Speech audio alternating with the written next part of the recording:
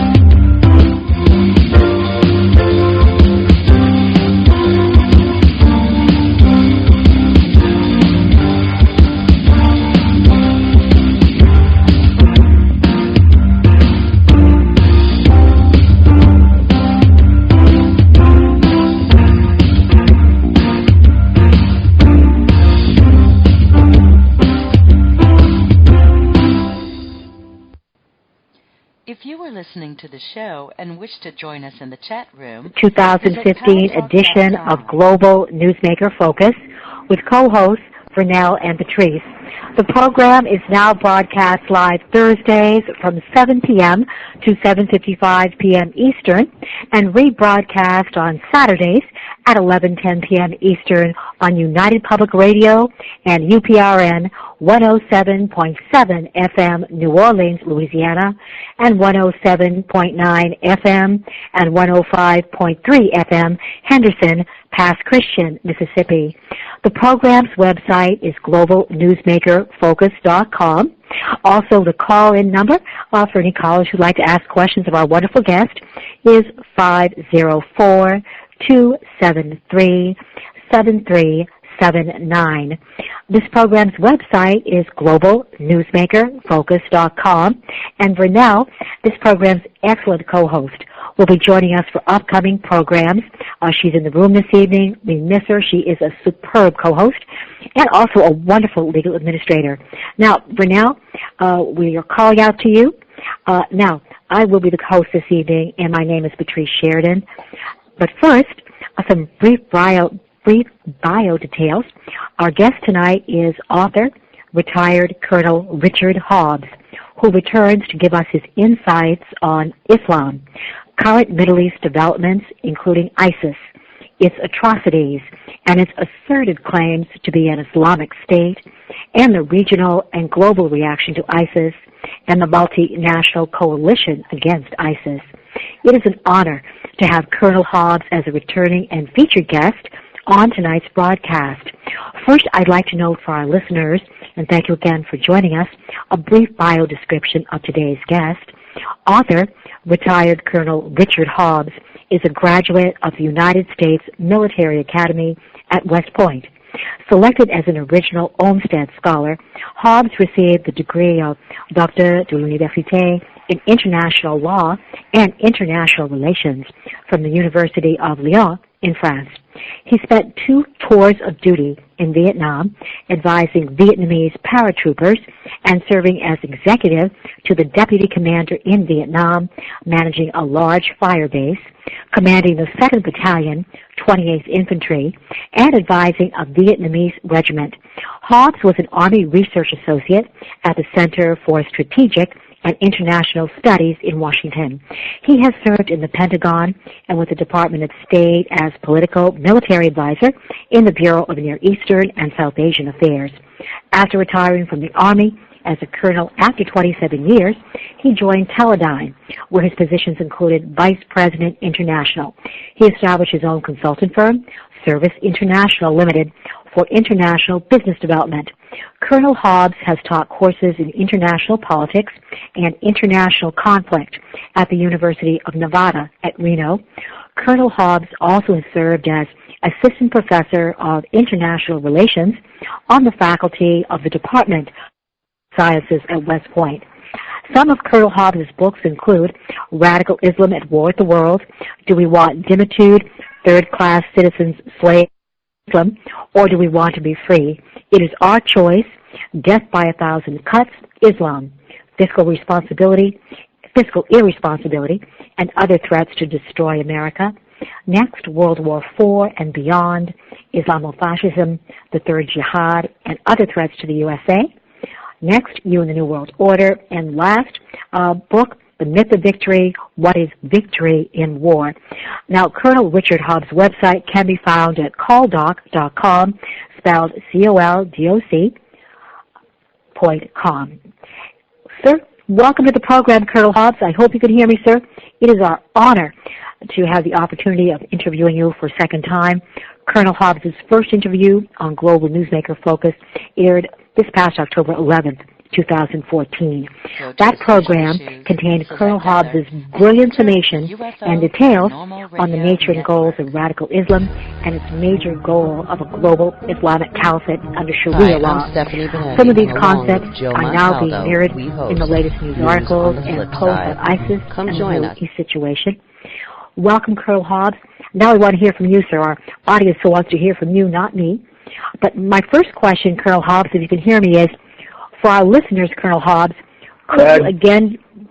we're having trouble with my modem, I think. Should we use a phone call? I'm on a line to 504. Oh, indeed, sir, that's fine, too. Joe, could we call Colonel Hobbs at that number that I noted in the box there in your IM? He might be on the line right now with Stephanie. There's another show immediately following this. Well, Colonel Hobbs, let me ask you the question and see if we can hear your response. For our listeners, could you describe again the nature and radical goals of Islam? Can you hear me, sir? Yes, can you hear me at all? Yes, very strongly, sir. Very strongly. Your first program... I'm back to the modem, but okay. I'll also put a major message into the station network room to call you on the phone as well. Colonel Hobbs, your first program discussed, among its many points, the importance of the jihad okay, for the establishment. Okay, here's the question again. Colonel Hobbs, for our listeners, could you again describe the nature and radical goals of Islam? Your first program discussed, among its several points, first, importance of the jihad for the establishment of a global caliphate and the global imposition of Sharia law. And two, you emphasized how Islam divides the world into the Dar al-Islam, land of submission, and the Dar al-Harb, land of war. And so while you're answering that, I'll send an IM to Joe. Okay, well, that's a very interesting demonstration you put together, and it's very accurate. The jihad is a very critical part of Islam, very long history in Islam, and it was almost one of the pillars. There are 5 pillars in Islam. It was almost the 6th one, but they couldn't agree on it at the time. I think they were afraid it might excite people too much. So what it is that Muhammad, when he created Islam, he divided the world up into believers and unbelievers. The unbelievers are infidels. They have no value. And the believers are the followers of Islam. Islam means submission, and a Muslim is one of those who has submitted. And so one of the things that we get from Muhammad is the division of the world into 2 parts. As you pointed out, the Dar al-Islam, that's the land that they control, and the Dar al-Harb is all the rest, which is sort of what's mine is mine and what's yours is mine also. So it's a very difficult situation to have to put it with. Can you hear me? Yes, very, very well. Actually, very, very well. I don't know which one I'm on, the telephone or the other one, but anyway. Well, sir, no, the audio sounds wonderful. You sound very, very clear, very strong in your points. And secondly, Colonel Hobbs, your work does describe the Islamic threat of a global Islamic caliphate. How do you perceive ISIS's asserted claim? On that, well, I think is about as Islamic as you can get. He has established, this is Abu Bakr al-Baghdadi, has established a caliphate, which he named himself the caliph. And a lot of people are saying, well, he's just a phony, and so you can't do that. Well, I don't believe that. We use the term now Daesh, which is it's the acronym for ISIS, Islamic State in Iraq and Sham. Sham is a Levant, which is the area of Syria, Lebanon, and so on there on the Eastern Mediterranean. And that's the other term that's used, or acronym, ISIL for Levant. And then we have IS for the Islamic State. So we have three different acronyms going, and the one I prefer to use now is Daesh, which is it's the acronym in Arabic, but it has the advantage of when it's pronounced a certain way in Arabic, it becomes very pejorative. So it either means crushing something underfoot or bigots imposing their will on people. So it becomes a pejorative term, and it's, I think, a much better term to use when we're talking about the organization that Abu Bakr al-Baghdadi has put together in Syria and Iraq. Fascinating information. I noticed Colonel Hobbs at the BusinessInsider.com had a great article posted January 23rd by journalist Jeremy Bender entitled, "A Top U.S. General Now Calls ISIS by the Name They Hate."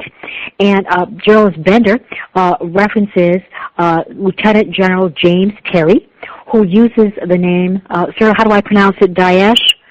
Daesh, I'm not sure exactly how, but Daesh is good enough.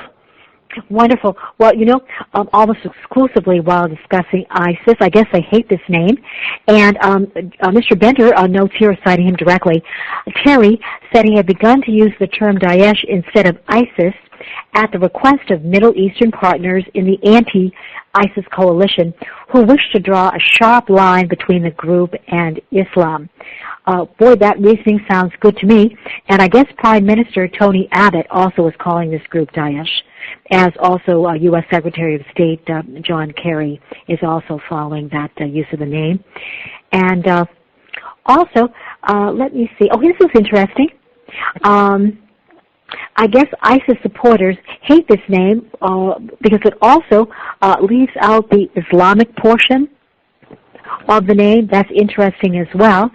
And, you were mentioning al-Baghdadi, Abu Bakr al-Baghdadi, that is his assumed name, claiming Quraysh descendants, being a descendant of Muhammad. Do you think other Muslims take him seriously? Well, that's interesting. Everybody wants to be a relative of Muhammad. They want to prove that they're in that line of descent.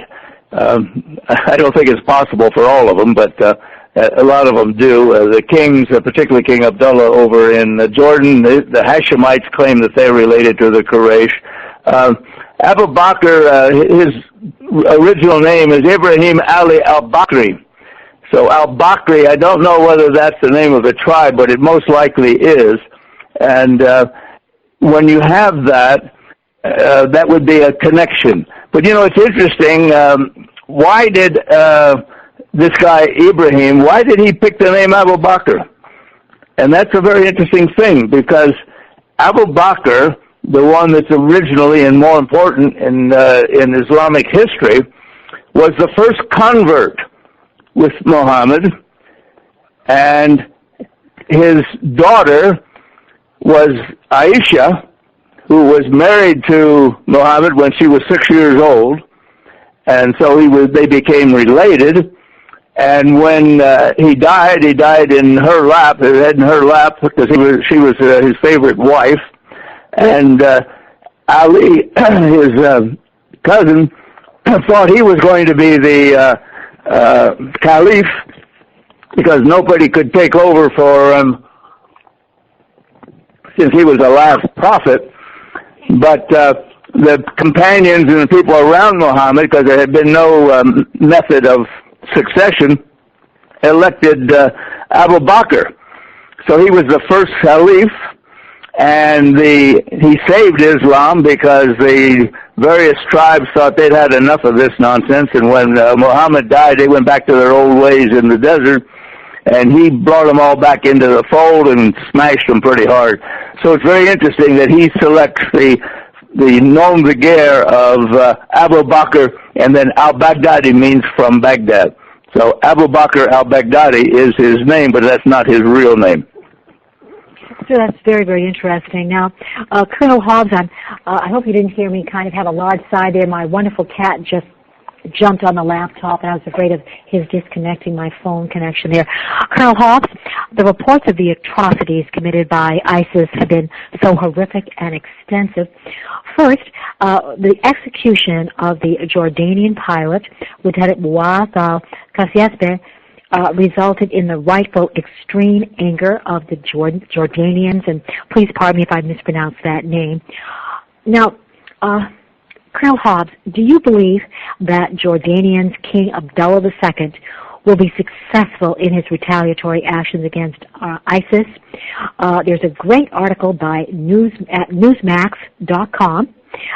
posted on February 4th by journalist Bernard Carrick, entitled "Jordan's King Responds Swiftly to ISIS Barbarism," and it does note some interesting information.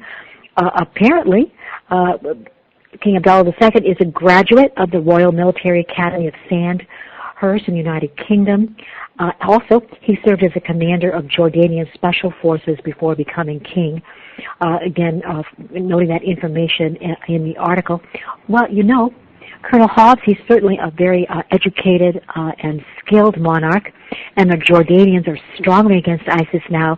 What do you think? Do you think that the Muslims, for other people of the followers of Islam, are going to just rise up against this horrific group, ISIS? Well, Abdullah is a good guy. I met him when he was a teenager, and he was going to prep school here in the United States, and the Jordanian attaché was responsible to King Hussein to take care of the boy. And we were over at the Jordanian attaché's home one day, and the kids were out playing football, and they brought my daughter along as a teenager. So anyway, yes, he had a good education, good military background. He was the head of special forces. He was a general, and when King Hussein was in very bad health at the end, instead of naming his brother to be his successor, he named Abdullah to take over as king. The death of the pilot is a very interesting thing. It helps King Abdullah because it brought strong feelings across the country of set aside our differences for the moment. We don't like this bunch of guys that killed one of our pilots. And one of the very interesting things about this killing when he was burned to death, very brutally, is that the state of Qatar over on the Persian Gulf had a fatwa, number 17480, which was put out some years ago, and it referred to Abu Bakr, the actual Abu Bakr, back to the first caliph, approving death by fire. Interestingly, this fatwa, or religious declaration, was withdrawn within hours of the video coming out. So there's some interesting things that are going on with all of that.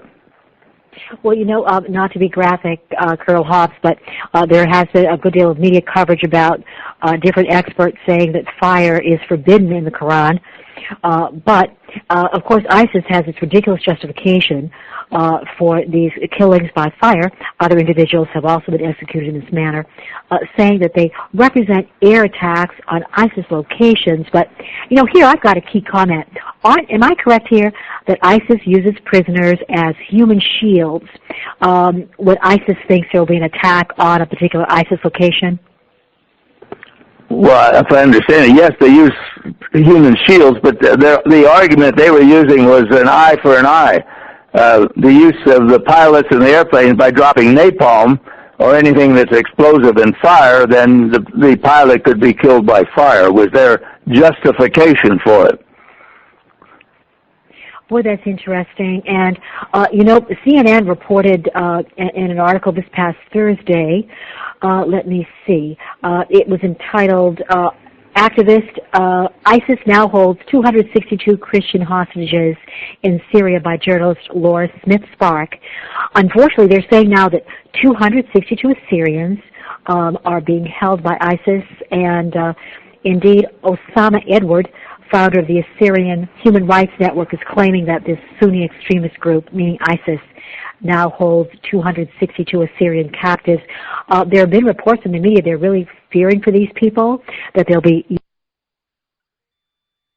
used as human shields and then executed. The latest number, it was 350, but then about 19 of them were released for some reason, which might just be good PR.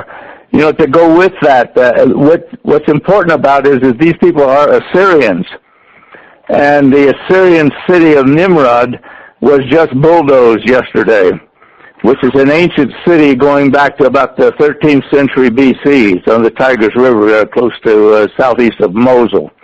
So it goes in, it fits in with what you're going to want to get into again, and that is all of this other business that's happening with the destruction.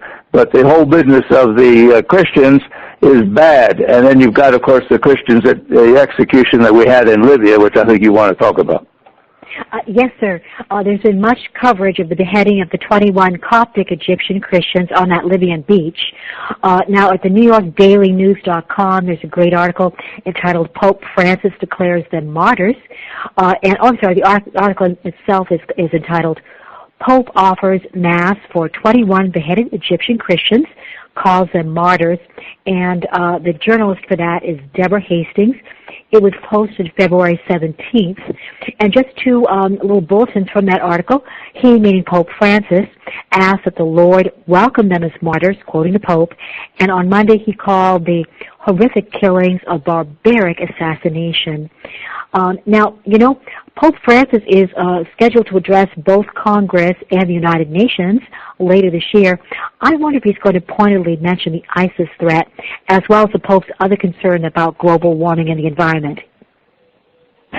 Well, he's worried about a lot of things, but, you know, the interesting thing about that execution of the 21 Coptic Christians on the beach in Libya was how much it was orchestrated for television. Yes, for their video, the ISIS video. It's a very orchestrated thing. They were all in very fresh, nicely clean, bright uniforms in orange. The men behind them were in nice, fresh, black uniforms, one per Copt, and they marched them out, a very orchestrated situation. Then the one man, Jihadi John, I guess it is, or an American, whichever it was, then gave a speech, which of course was recorded. That means you have to have a television crew there, right there. This is very advanced technology. And so then within an hour or two, the video is released on the World Wide Web for everyone to see. This is very sophisticated propaganda. Very sophisticated. Indeed, Colonel Hobbs, you had mentioned their use of high technology, state-of-the-art video, or at least very high technology in their video productions. But, you know, sort of to segue into that point, there is a website entitled Shoebat, SHOEBAT.com, and I just want to advise parents on the our listeners that I have not watched the video yet. I have a feeling that's going to be very graphic. I will, but you want your children to watch. It will be very upsetting for them. But now, in an article by Waleed Shoebat, he says that initially, I thought it was only one of the Coptic Christian Egyptians who were beheaded had called out the name of Christ. But apparently, from this article by Waleed Shoebat, many, now of course this is being videotaped by ISIS, many of these Coptic Christian Egyptians about to be beheaded were saying the name of Christ, at least mouthing the name of Christ as they were beheaded. Perhaps by that point they'd lost their vocal cords. But I guess even under the blade, some were making their last prayers, and as the blade came to their neck, they all cried in unison, Ya Rabbi Yasu, Oh My Lord Jesus. I hope I correctly pronounced that. And, of course, in that videotape, the caption by ISIS is, others assert, says, these insisted to remain in unbelief. In other words, and the journalist here is adding, the caucus were given the option to convert or die, and every one of them refused even unto death. That's a really powerful witness. It's powerful, isn't it? But that is to Islam again. The verdict for any prisoner is normally convert or die. The one exception is for Christians, Jews, and some Zoroastrians, Persians, a sect. And they were given the extra option of submitting and becoming a dhimmi. In this case, I don't think they were given that option. It was either convert or die, because the Muslims do not like the Copts, but they don't like any Christians, so it's not very different. A very brutal scene. All 21 were beheaded right on the beach, and then a lot of blood in the water. So it made for good video for people who like that sort of thing. Well, a further article on this is by journalist Jordan Schachtel, posted February 5th at Breitbart, BREITBART.com. It's entitled, ISIS Beheads 21 Christians, Promises to Conquer Rome by Allah's Permission.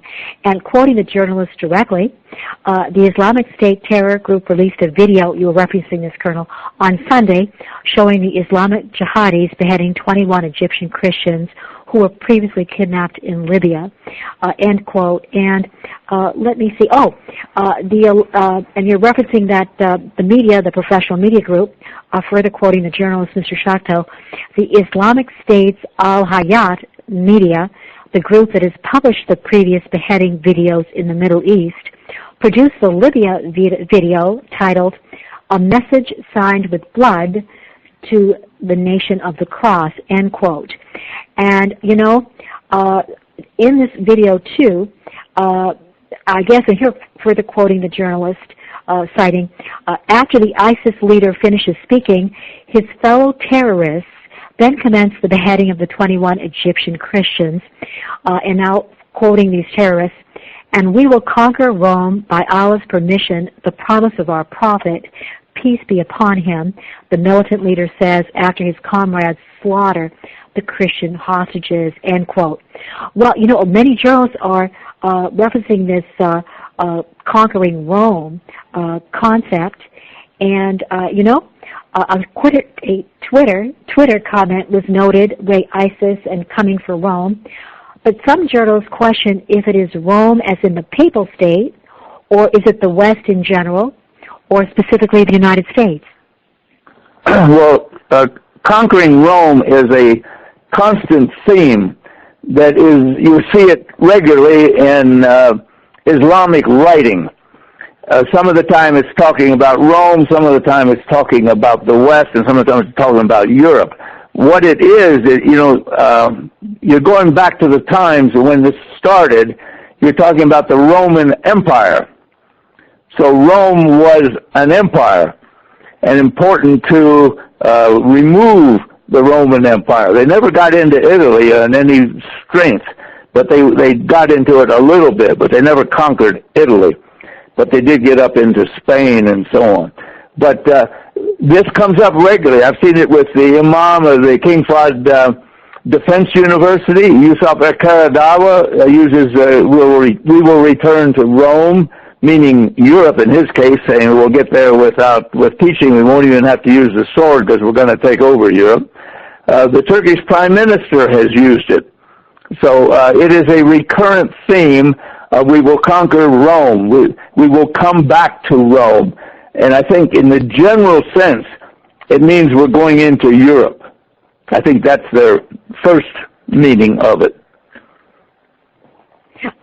Sir, that's very, very interesting information. I will be mentioning Europe next, but I just wanted to also briefly note, am I correct, the Egyptians sent an air attack response against ISIS in Libya. Now, wasn't this in conjunction with anti-Libyan government elements there? Darn, I should have got the news article on that. But the Egyptians apparently are not standing down with this ISIS murder of their countrymen. There was further coverage as well that these laborers were wonderful family men. They were just in Libya trying to get money for their families at home. Yeah, they were just laborers. And General al-Sisi, the president now of Egypt, did put an airstrike or more immediately into Libya. Libya is another one of those good places that doesn't have a government. Ever since we managed to overthrow Gaddafi, there has not been a substantial government that can control the country. And we have now Abu Bakr al-Baghdadi has a group in the Benghazi area which has sworn allegiance to Daesh. So he has a branch now. He has branches in various places, which we can cover later. But this there that was involved with the beheadings is evidently what they now call a province or a part of the Islamic State. Colonel Hobbs, your work on the Muslim attempt at a social cultural invasion of Europe specifically mentions the Islamic impact on France.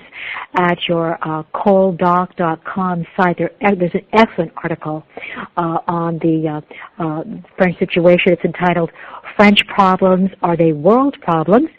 It's dated January 17th, 2013, a very prescient article.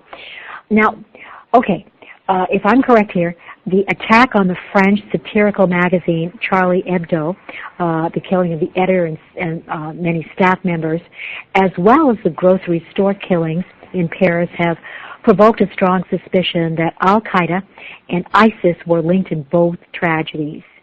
I know there's one website, Inquisitor.com, has an interesting article on this.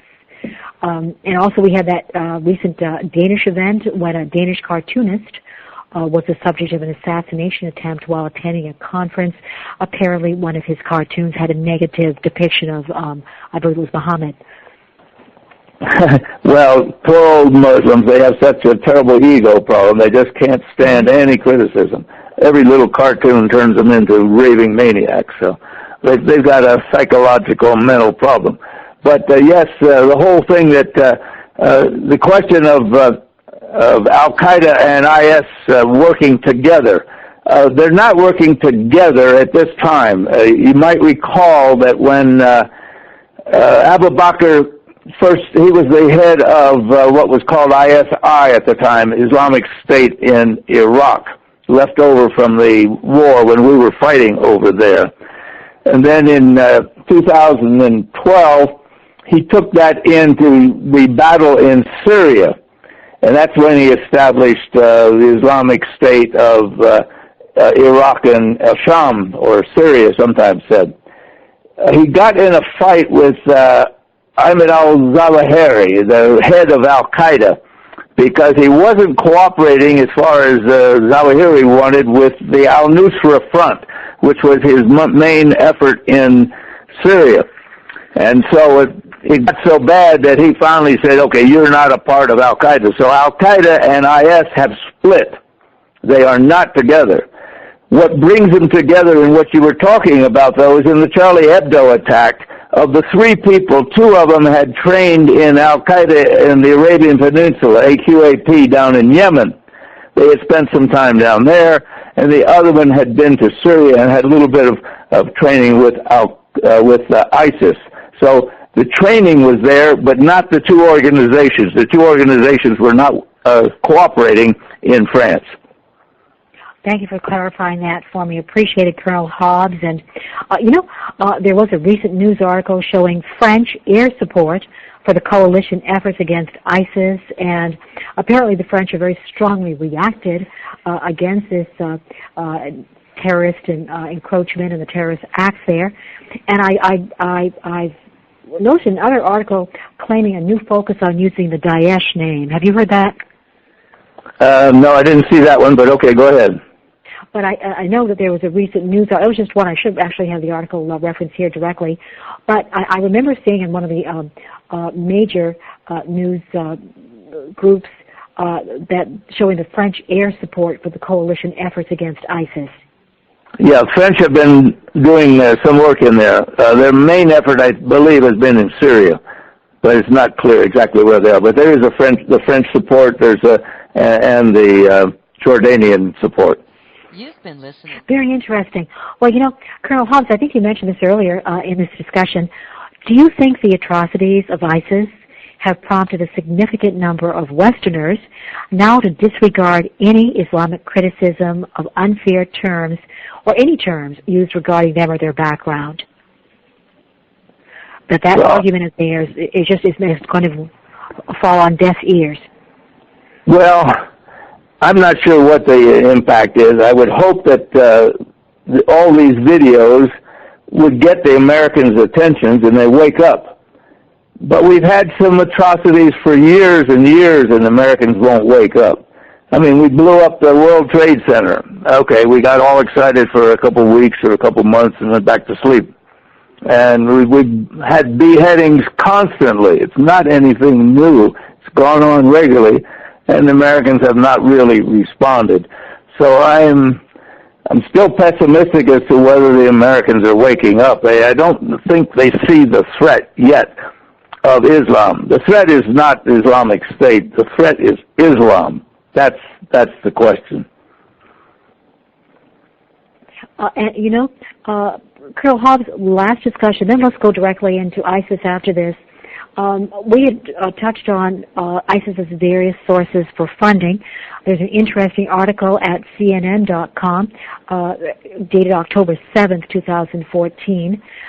It was entitled Self-Funded and Deep-Rooted, How ISIS Makes Its Millions by Scott Bronstein and Drew Griffin, CNN Investigations.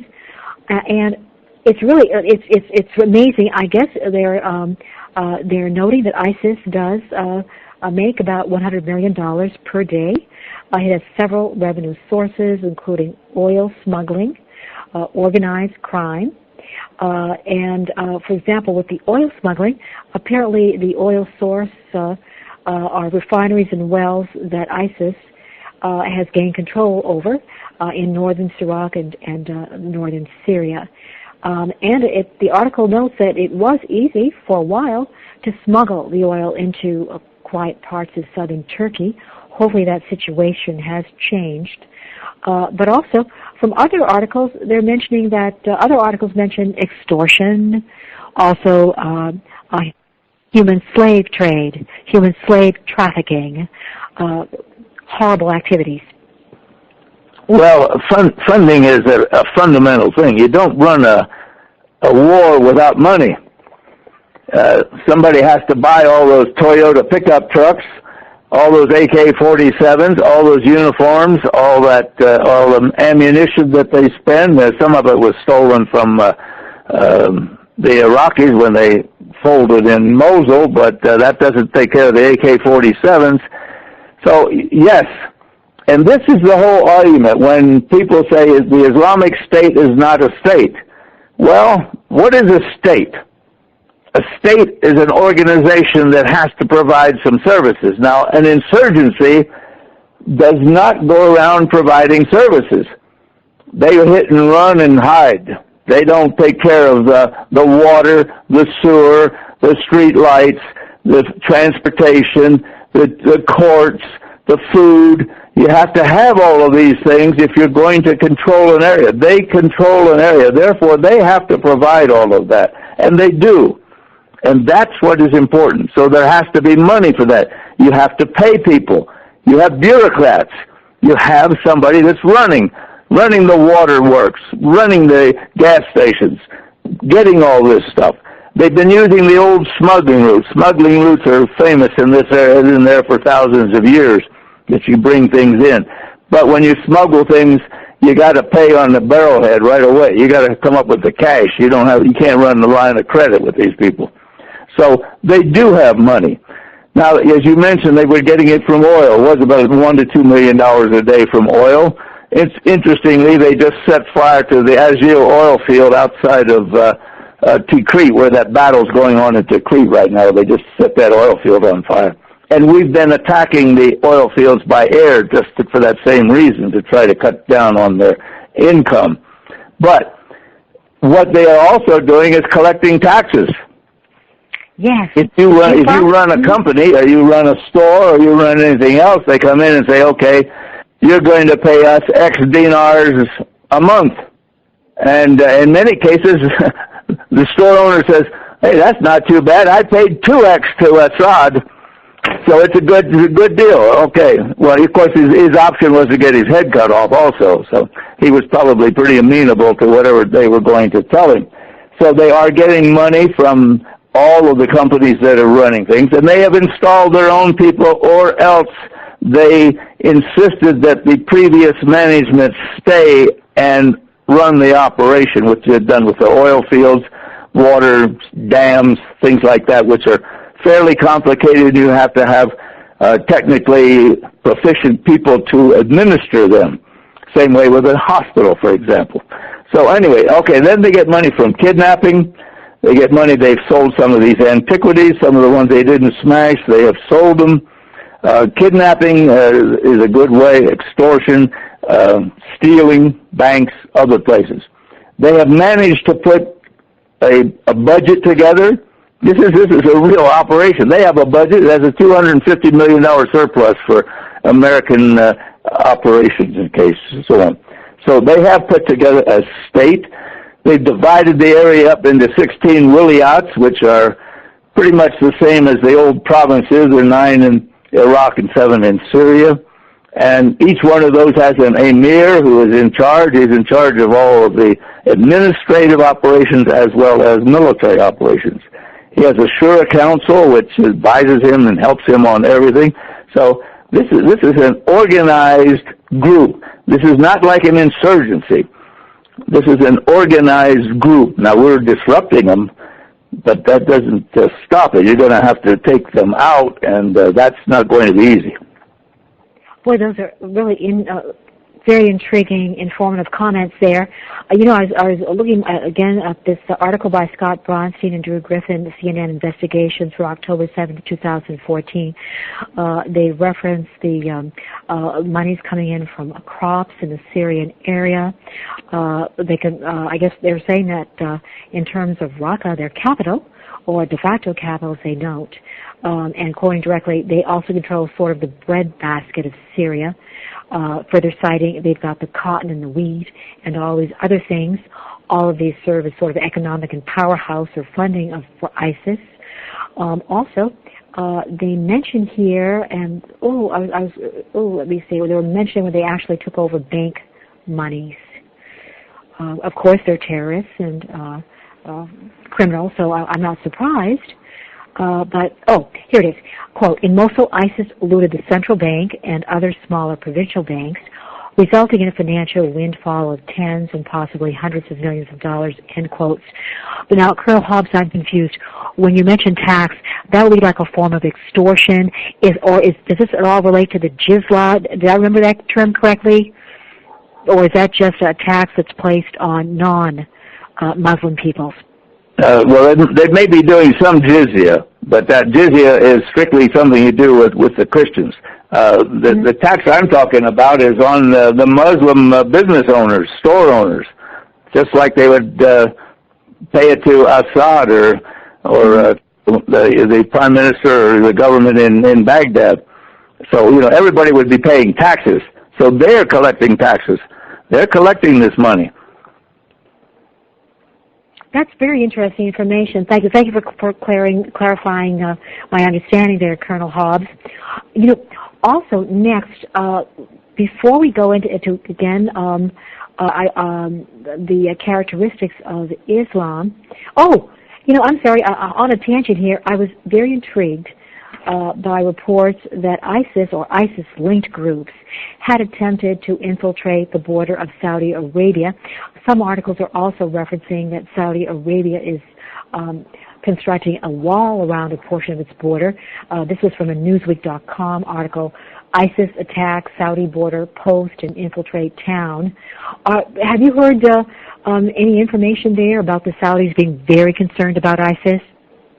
Oh yes, they are, and they're working on that border up there. They've done the same thing in the south. They have built a 1,100-kilometer berm or wall next to Yemen, and you've noticed the problems recently with Yemen with the Houthis, who are Shia Muslims who have taken over the government in Sanaa. So yes, they have put up a berm.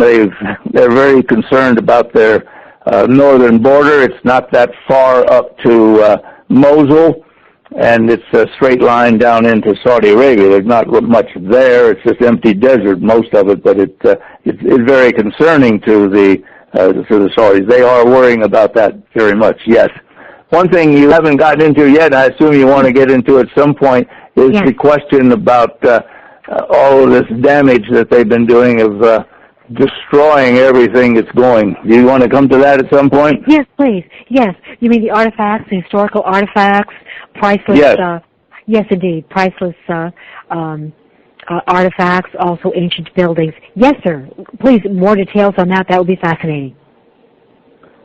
Well, you want to talk about that? Yes, sir. Okay. This is pure Islam again. All of our wonderful people are constantly telling us that the Islamic State is not Islamic. Well, I wish they would read some of the history. But anyway, do you remember the Bamiyan Buddhas in Afghanistan? Yes. They got blown up. It's the same thing. What this is, it's another word, another good Arabic word. It's Jahiliyyah. Jihiliyya, Jahiliyyah. Jahiliyyah means ignorance. And it's a principle that Muhammad established that everything or anything before Islam is the time of ignorance and has no value and should be destroyed. When the Arabs came flying out of Arabia after the death of Muhammad and they got to Cairo, or what was the main city of that area, in 634, a number of them wanted to destroy the pyramids because they are idols, and they don't like idols. Allah told them to destroy all idols. There's no idolatry. Well, they didn't know how to destroy the pyramids. That was too big a job. What's very interesting, in 2012, when the Muslim Brotherhood took over in Egypt, there was talk again of destroying the pyramids. This is Jahiliyyah. So this is what's going on. They're destroying the museums, the libraries, books, the thousands of year old great manuscripts, mosques, even Sunni mosques. One of the mosques is supposedly the tomb of Jonah. Jonah is in the Bible. Right. Mm-hmm. But he's also in the Quran. Like Abraham and Jesus and others, they're also in the Quran. And they don't like, or did not like, the idea of this mosque representing or portraying Jonah. You'll notice that when King Abdullah died in Saudi Arabia, he's buried in an unmarked grave. Yes. They do not have marks for grave. So they destroyed a Sunni mosque. It was blown up last August. So they blew that thing up. So, and then the libraries. There's no book that's of any value except the Quran. Well, that doesn't make for a very good engineer, but okay. So anyway, they're destroying these things. And this ancient stuff that is in these museums, in the great museum in Mosul, they just went in and broke it all up.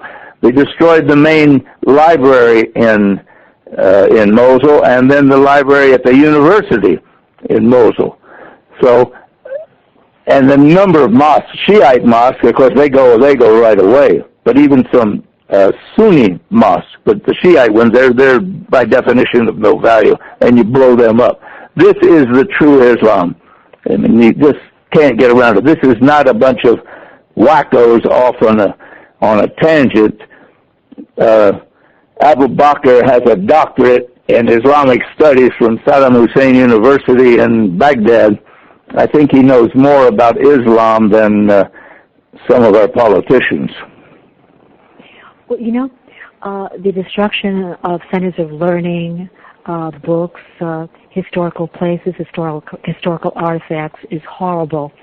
But I'd like to also mention the destruction of, well, you can't destroy the human soul, but think of the lives which have been so horribly impacted by ISIS. You know, you have, I remember reading an article very recently by a young soldier who wants to join the Christian armies there against ISIS because he was so horrified as to what was happening to some of the young Christian girls who were kidnapped, the atrocities that have happened to them. That is such a horrible, horrible impact on a life and a civilization. Well, the whole business of the treatment of women is just, it's disgusting. The Yazidi women, which is a special sect of women, and that sect is up in the area to the west of Mosul. And when they came in there last summer, they captured these people. A lot of them tried to get north into the mountain and escape.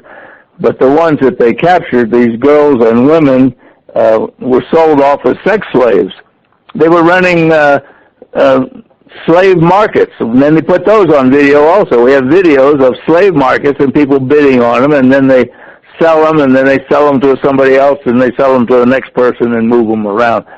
It's even gotten to the point where one of the girls who escaped reported that they were being used also for blood transfusions for wounded soldiers of the Daesh.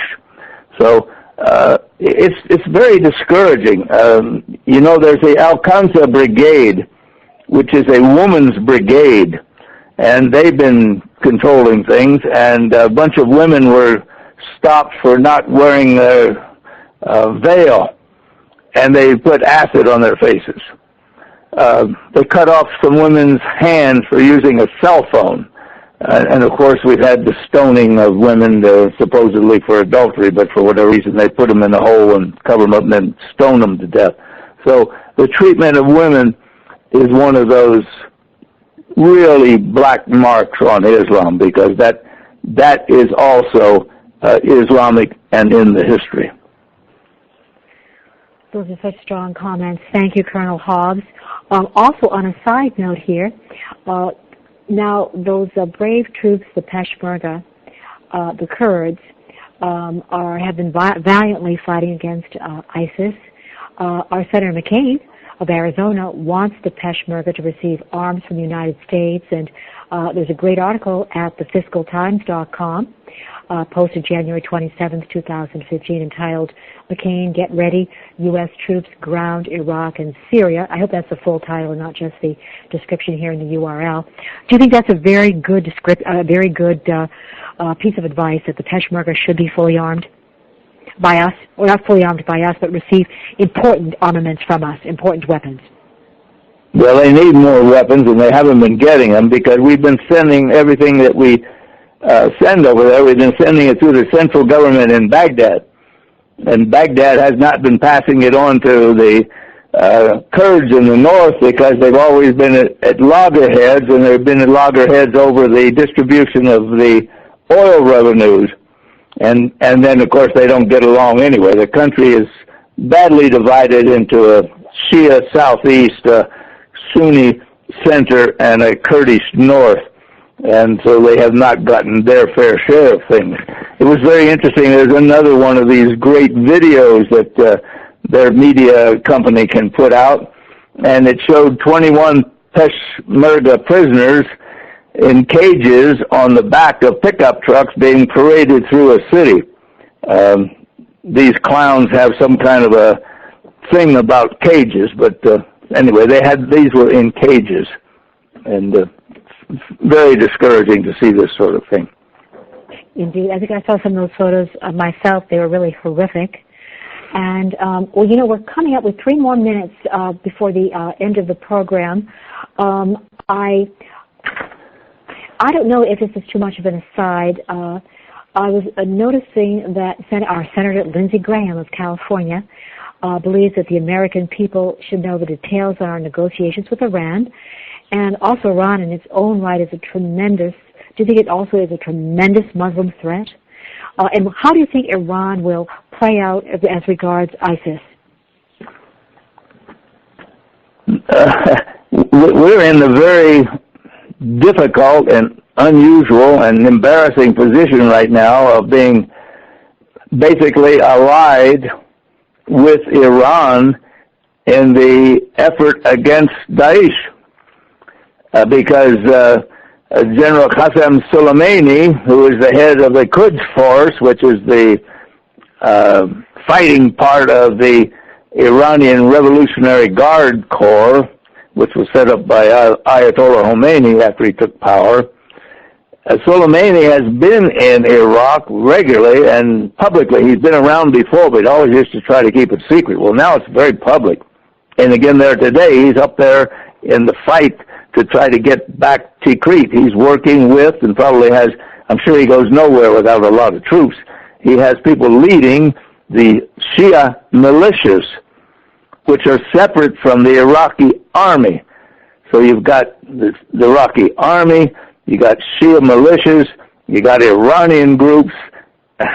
It's getting very complicated, and we're working against ISIS. Now, they don't like Daesh, ISIS, because that's Sunni. Don't forget now, the Persians, the Iranians, are Shia. So you got this terrible divide. They don't like each other, and they're ready to kill each other, which is one of the great jokes about Islam, because it's so badly divided, but that's a different story.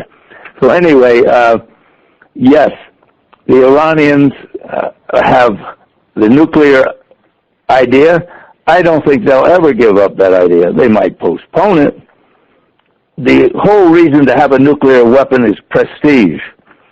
When you have nuclear weapons, you are in a different category of countries. It just takes you out and moves you up into the nuclear club, and you get treated differently. People don't want to attack you quite as easily. So it's an enormous thing. The Israelis, to them, it's an existential threat, because every day some Iranian saying, we want to kill all the Israelis. Let's blow it off the map. And this goes back to it goes back to Khomeini. It goes back to all of them. Ahmadinejad regularly said, we should blow Israel off the map. Well, if you're in Israel, you kind of take that seriously. In Washington, you may not take it seriously, but if you're an Israeli, you sure do. So they are very concerned, and they're very concerned that the U.S. is going to make some kind of a deal which is going to end up with a nuclear weapon system in Iran, and that scares the Israelis to death.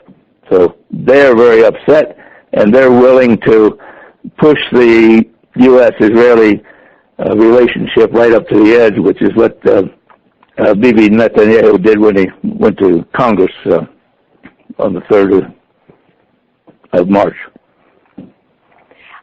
Colonel Hobbs, your comments, your information this evening have been so helpful to me in my understanding of the situation, and I know our listeners very much appreciate your comments. Please be a return guest again. I know we're coming up to just before the next program, which is Flipside Light, our news program with co-hosts Stephanie Benetti and Joe Montaldo on Saturday evening. Excellent program. That will be a 2-hour program tonight. On Saturday evening, Colonel Hobbs, this particular tape will replay at 11:10 p.m. That will be after News on the Flip Side, again with Stephanie Benetti and Joe Montaldo as great co-hosts, and that will be a 3-hour program for either 3 or 4 hour. I'm saying now 10 minutes after 11 p.m. Eastern as to when I think this program will be rebroadcast as well, and I'm sure thereafter many times. Now I'd like to again reference your great website, COLDOC, COLDOC.com, for excellent articles and excellent chapters from all of your books. They're all excellent, very well worth the read. And, sir, do you have any closing comments? Well, thank you very much. I enjoyed it. The cruelty is there. I wrote a piece not too long ago, and I said, wrong enemy, wrong goal, wrong tactics, wrong strategy. And I think we need to think hard about what we're going to do and what the position of the United States is. And we need to stop tolerating the intolerable. Thank you very much. Thank you, sir. Good night, everyone. And listeners, thank you for joining us. Great evening, everyone.